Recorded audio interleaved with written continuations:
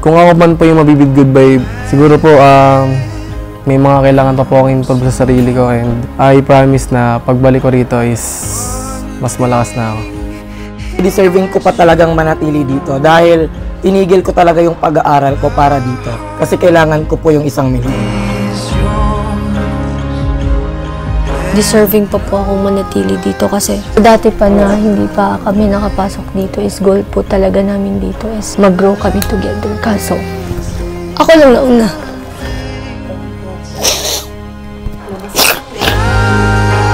If ever ako man yung mabibid goodbye, ang mamimiss ko dito ay yung bonding sa mga content creators, yung mga challenge. Naniniwala ako na deserve ko pa magstay dito sa mansion kasi alam ko sa sarili ko na malaki ang mayaambag ko sa season na to. Kung ako man yung mabibid goodbye this week, feeling ko habang buhay ko nang dadalhin lahat ng lessons and yung mga memories na binuo namin dito sa mansion.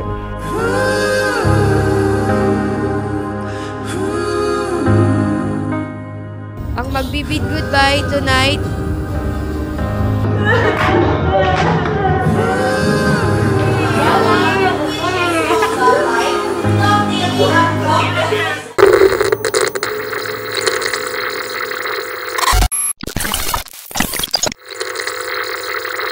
Lunes ng gabi nang i-announce kung sino ang mga napasama sa weakest list. Ang magulo at maingay na mansion, naging tahimik dahil sa hindi maipaliwanag na emosyon. To find out, here are the weakest content creators. Gail.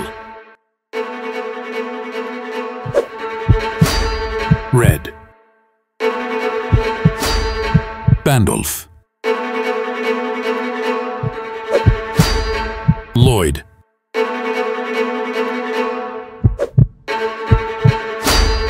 Rissel.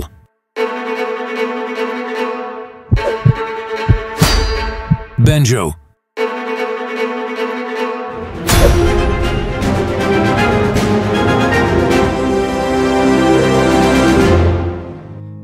Tapos ang ilang araw na pagkakampaign, ang mga weakest list ay kanya-kanya na ng empake. Feeling ko nasama ko sa weakest 6 ngayong week dahil sa late ako lagi sa shift and medyo mahihayin ako sa camera. So ayun yung feeling ko and madami din akong ticket ngayong week. Kaya ayun. Kung ako man po yung mabibig goodbye, siguro po may mga kailangan pa po akong improve sa sarili ko, and I promise na pagbalik ko rito is mas malakas na ako.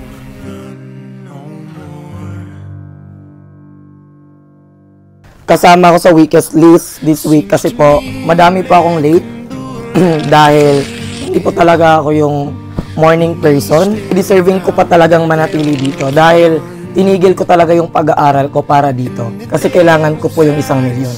Para sa family ko kasi mahirap lang din naman kami. So kung sakali ako yung manalo ng 1 milyon, edi may ahon ko yung pamilya ko sa hirap. Isa po ako sa weakest 6 ngayong linggo. Siguro po dahil po sa pagkadaldal ko na di ko na po nalalagay sa lugar. Yung mga problema ng iba ay minsan po hindi ko talaga napapansin na nakikisawsaw na po pala ako na hindi naman dapat talaga. Deserving pa po akong manatili dito kasi kayang-kaya ko pong baguhin yung sarili ko. Kasi dati pa na hindi pa kami nakapasok dito is goal po talaga namin dito is mag-grow kami together. Kaso, ako lang nauna.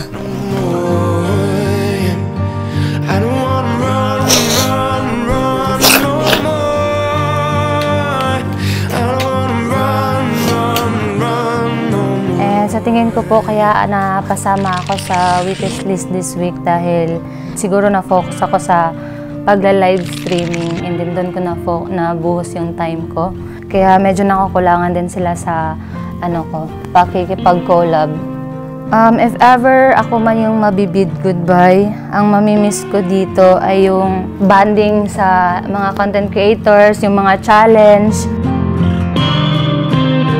I think naging part ako ng weakest 6 kasi na-realize ko rin sa sarili ko na the moment na pumasok ako rito, parang ibang Red Mendoza talaga yung napakita ako rito.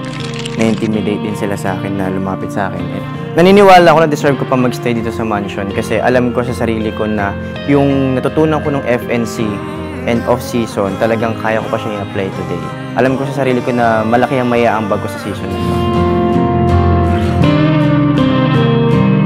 So siguro, isa sa mga reason kung bakit nasama ako sa Weakest ay in terms of quantity of posting, medyo maliit yung numbers. Kung ako man yung mabibid goodbye this week, mamimiss ko dito yung bond na nabuo namin kasi feeling ko habang buhay ko nang dadalhin lahat ng lessons and yung mga memories na binuo namin dito sa mansion.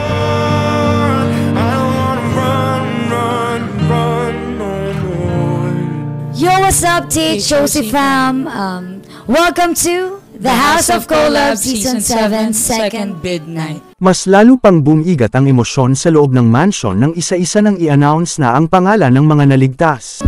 Kaya naman, kapit na sa mga kinauupuan nyo dahil this is the time para pangalanan na ang unang saved. Congratulations! You may now fix your luggage back and join the other content creators na naghihintay sa iyo. Congratulations! Gail! Congratulations, Gail! Ang saved ngayong gabi, Lloyd! Congratulations sa'yo, Lloyd! Ang pangatlong save for tonight. Congratulations! Benjo!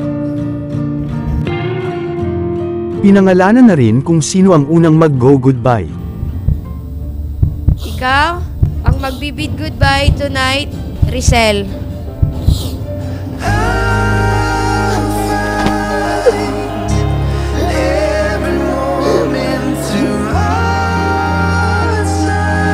Ang content creator na mag-goodbye tonight ay si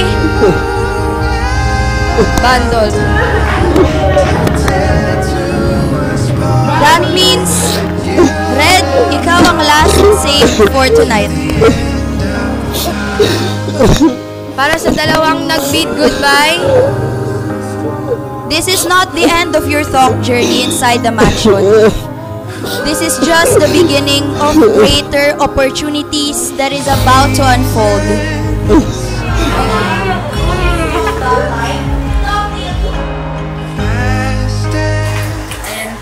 Thank you so much sa management po, sa chance nilang binigay sa akin dito, and kahit sa unting panahon nakasama ko yung mga co-content creators ko, ayun, ilaban niyo yan para sa 1 milyon.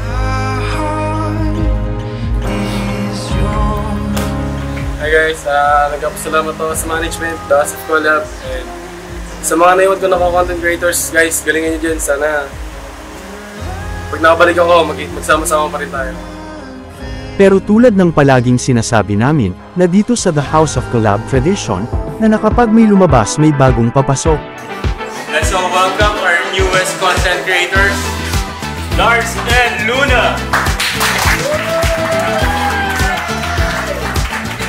Ano kaya ang magiging kontribusyon ng mga bagong pasok dito sa mansion? Game na rin ba sila para ilaban ang spot nila until the end of season?